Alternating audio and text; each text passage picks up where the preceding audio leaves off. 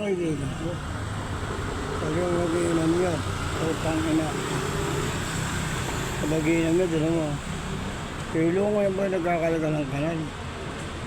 Nakakatulong ng taong bayan.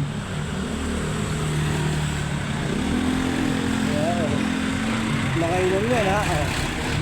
Sabi, tutulungan niya pa. Ano pa? Ayun.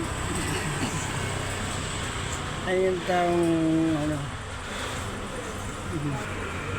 No, kinalagay na talaga. Kinalagay na talaga. Oh. Ayun, ganyan, oh. Kinalagay na talaga yung putik. Oh. Barado kasi yung kanal. Ayan, dito. Oh. Diba? Ganyan dati yung namala yan.